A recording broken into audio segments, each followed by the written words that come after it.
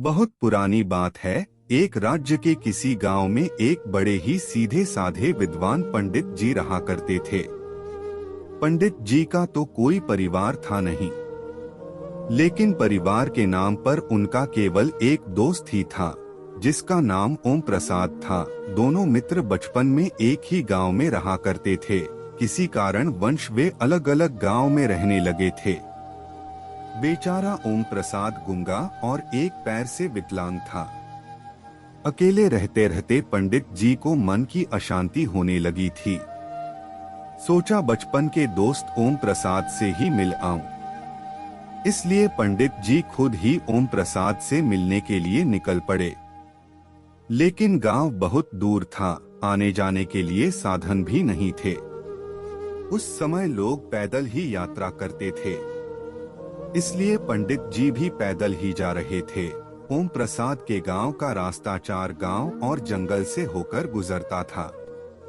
पंडित जी जब रास्ते से गुजर रहे थे, तब उनको एक आदमी मिला, जिसका नाम बाला था। पंडित जी ने सोचा जंगल का रास्ता है, एक से भले 2। पंडित जी ने पूछ ही लिया, भाई आप कहाँ जा रहे हो? तब बाला ने कहा, आगे गांव में कुछ काम है। बातों बातों में रास्ता अच्छा कटने लगा। चलते चलते रास्ते में जब पहला गांव आया, तो बाला ने पंडित जी से कहा कि तुम आगे चलो, मुझे इस गांव में कुछ काम है, उसे करके मैं तुम्हें आगे मिलता हूँ। पंडित जी धीरे धीरे अपनी मंजिल की ओर बढ़ते रहे। कुछ ही दूर चले थे, उन्हें किसी ने बताया कि इस गांव में कोई जहर खाकर मर गया है। और फिर बाला भी पीछे से लंबे लंबे कदम रखकर पंडित जी के साथ हो गया। और फिर वह दोनों बातें करते हुए आगे बढ़ गए। बहुत दूर चलने के बाद फिर से एक गांव रास्ते में पड़ा। बाला ने फिर से पंडित जी से कहा, मुझे इस गांव में भी कुछ काम है, उसे पूरा करके मैं तुम्हें आगे मिलता हूँ। और वह उस गांव में चला गया। पंडित जी फिर धीरे धीरे अपनी मंजिल की ओर चलते रहे। 4 कदम ही चले थे कि फिर किसी ने बताया कि इस गांव में दीवार गिरने से एक आदमी की मौत हो गई है।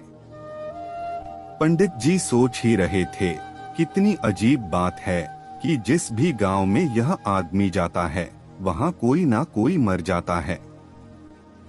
और तभी बाला फिर से पंडित जी के साथ हो लिया। हालांकि पंडित जी बाला से कुछ पूछना चाहते थे, लेकिन वह कुछ सोचकर चुप ही रहे। कुछ घंटों तक चलने के बाद फिर से एक गांव आया और फिर से बाला उस गांव में भी चला गया। और जब तक बाला लौट कर आता, तब तक पंडित जी को सब पता चल चुका था कि उस गांव में अचानक आग लगने की वजह से कई लोगों की जान जा चुकी है। लेकिन पंडित जी इस बार आगे बढ़े ही नहीं थे। उसी गांव के पास एक मंदिर पर रुककर यह सब देख रहे थे। जब बाला पंडित जी के पास वापस आया, तो इस बार पंडित जी से रहा नहीं गया और उन्होंने बाला से पूछ ही लिया कि आखिर तुम कौन हो और क्या राज है, तुम जहां भी जाते हो वहां पर कोई ना कोई मर जाता है। पंडित जी के पूछने पर बाला ने सब सच सच बता दिया कि वास्तव में वह मनुष्य के भेष में यमराज है और यमराज का काम तो लोगों के प्राण ही निकालना है। अब तक की सारी घटना देखते हुए पंडित जी को उसकी बात तो सच लग रही थी, परंतु पूरी तरह से संतुष्टि नहीं हो पा रही थी। इसलिए उन्होंने बाला से पूछा, बताओ अब आगे किसकी मृत्यु होने वाली है। बाला, जो पंडित जी के साथ बहुत देर से चल रहा था, उसे पंडित जी का स्वभाव बहुत अच्छा लगा था, इसलिए उसने कुछ भी नहीं छुपाया। उसने पंडित जी को बताया कि आगे जिस व्यक्ति की मृत्यु होने वाली है, वह कोई और नहीं बल्कि जिसे तुम मिलने जा रहे हो, वही तुम्हारा दोस्त ओम प्रसाद है और उसकी मौत का कारण तुम खुद ही बनोगे। बचपन के दोस्त की जान जाने वाली है। यह सुनकर पंडित जी को बहुत दुख हुआ, लेकिन बाला ने उनसे कहा था कि ओम प्रसाद की मृत्यु का कारण तुम खुद बनोगे। पंडित जी बहुत चिंतित थे। सोचा कि मैं ओम प्रसाद से मिलूंगा ही नहीं तो उसकी मृत्यु भी नहीं होगी। यह सोचकर उन्होंने ओम प्रसाद के गांव जाने का इरादा बदल दिया, लेकिन तब तक ओम प्रसाद हांफते हांफते उसी जगह आ पहुंचा जहां पर बाला और पंडित जी रुककर बातें कर रहे थे। इससे पहले कि पंडित जी ओम प्रसाद से कुछ कह पाते, वह जमीन पर गिर गया और वहीं पर उसकी मृत्यु हो गई। पंडित जी को कुछ भी समझ में नहीं आ रहा था कि यह कैसे हो गया, लेकिन उनकी समझ में यह जरूर आ गया था कि बाला बिल्कुल सच बोल रहा है।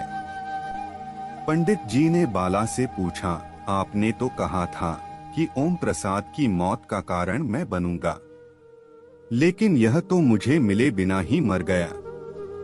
ऐसा कैसे हो सकता है?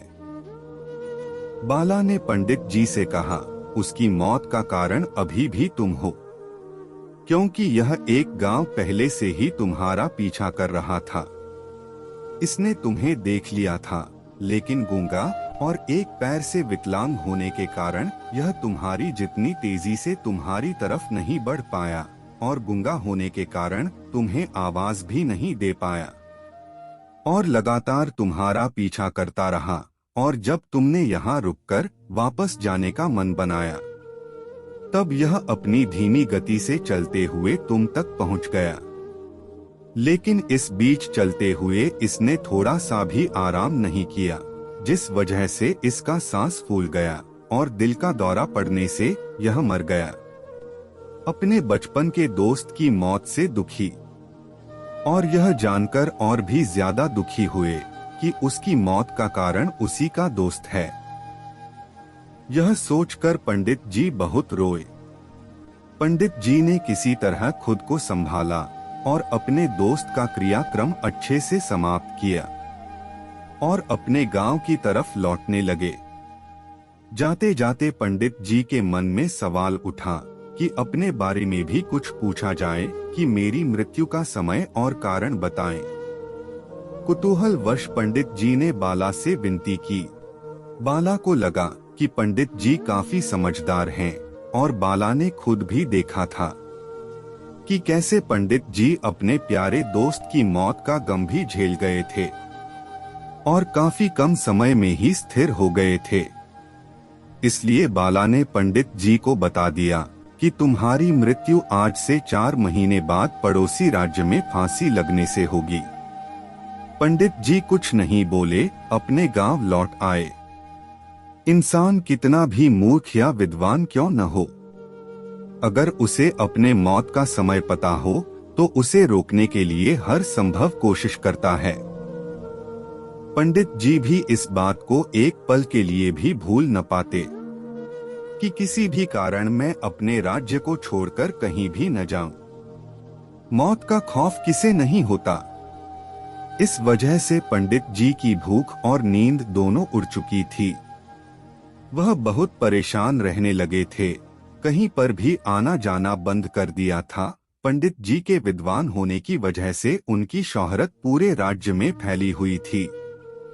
जल्दी ही पंडित जी की इस समस्या की बात राजा के कानों तक पहुंच गई और फिर राजा ने उन्हें अपने दरबार में बुलाया। पंडित जी से जब राजा ने दरबार में पूछा कि क्यों तुम इतना दुखी रहने लगे हो, तब पंडित जी ने सारी बात राजा को बता दी। राजा सहित सभी दरबारियों को इस बात से बहुत आश्चर्य हुआ, क्योंकि वह जानते थे कि पंडित जी कभी झूठ नहीं बोलते हैं। इसलिए राजा ने पंडित जी को महल में ही सुरक्षित स्थान पर रखने का फैसला किया। राजा ने महल में पंडित जी को रहने के लिए एक बहुत आलीशान कमरा दे दिया। पंडित जी महल में कैदी की तरह महसूस ना करें, इसलिए राजा ने सभी नौकरों को और सैनिकों को आदेश दिया कि पंडित जी को कहीं भी आने जाने से रोका न जाए। राजा के महल में पंडित जी अब अपने आप को थोड़ा सा सुरक्षित महसूस करने लगे थे, लेकिन अभी भी वह रात को गहरी नींद नहीं सो पाते थे। उन्हें बचपन से ही नींद में चलने की बीमारी थी और इस बीमारी का ज्यादा असर तब होता है जब आदमी ज्यादा चिंता में हो और गहरी नींद ना सो पाए। और अब उनकी यह बीमारी बहुत बढ़ गई थी, लेकिन इस बात से पंडित जी बिल्कुल बेखबर थे।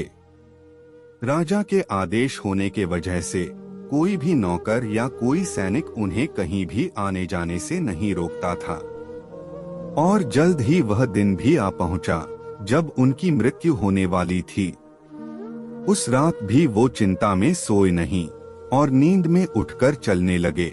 चलते चलते वह महल के अस्तबल में जा पहुंचे और एक घोड़े पर सवार हो गए। नीति को कुछ और ही मंजूर था। घोड़ा राजकुमार का था। राजकुमार अक्सर पड़ोस के राज्य की राजकुमारी से मिलने उसी घोड़े पर जाया करता था। जैसे ही पंडित जी उस घोड़े पर सवार हुए, घोड़े ने उसे राजकुमार समझकर दूसरे राज्य में जाने के लिए दौड़ लगा दी। दूसरे राज्य के महल में जाकर रुका। पंडित जी घोड़े से उतरे और उसे अपने राज्य के राजा का महल समझकर महल के अंदर चले गए और नींद में चलते चलते रानी के कक्ष में जाकर सो गए। सुबह जब रानी उठी तो एक पराये मर्द को अपने कक्ष में सोते हुए देख बहुत डर गई और तुरंत राजा को बुलाया। यह मंजर देखकर राजा को बहुत गुस्सा आया। राजा ने तुरंत सैनिकों को हुक्म दिया कि पंडित जी को दरबार में हाजिर किया जाए। दरबार में राजा ने बिना कुछ पूछे पंडित जी को फांसी की सजा सुना दी। पंडित जी ने राजा से अपने बेकसूर होने की सफाई देते हुए कहा, महाराज, मुझे कुछ नहीं पता कि मैं कैसे आपके महल में पहुंच गया। आप ही सोचिए, किसी की भी इतनी हिम्मत कैसे हो सकती है। आपके महल में आकर आप ही की रानी के कक्ष में सो जाए। और फिर उन्होंने अपने साथ घटी 4 महीने पहले की घटना और बाला के बारे में सारी बात बता दी। राजा को पंडित जी की बात में कुछ सच्चाई नजर न आई, इसलिए राजा ने अपने पड़ोसी राज्य के राजा से पंडित जी की बातों की पुष्टि करवाई। तब उसे पता चला कि वह पिछले 2 महीनों से राजा के महल में मेहमान की तरह रह रहा था। राजा ने फिर से दरबार बुलाया और पंडित जी को सुनाई गई सजा पर विचार करने के लिए कहा। सभी चाहते थे कि पंडित जी को सजा नहीं होनी चाहिए, लेकिन सब ये भी चाहते थे कि राजा की कही हुई बात का मान सम्मान किया जाए। बहुत सोच विचार करने के बाद राजा और सभी दरबारी इस बात पर सहमत हुए कि एक कच्ची खद्दर की डोरी से पंडित जी को फांसी दी जाए, जिससे वह डोरी भी टूट जाएगी और पंडित जी की जान भी बच जाएगी और राजा की बात का मान भी रह जाएगा। यह फैसला सुनकर पंडित जी भी खुश हो गए और खुशी खुशी खद्दर की डोरी से फांसी लगाने के लिए राजी हो गए। जब पंडित जी को फांसी लगाई गई तो वह डोरी पंडित जी के वजन से टूट तो गई, लेकिन टूटने से पहले पतली होने के कारण डोरी से पंडित जी के गले की एक नस कट गई और पंडित जी की वहीं पर मृत्यु हो गई।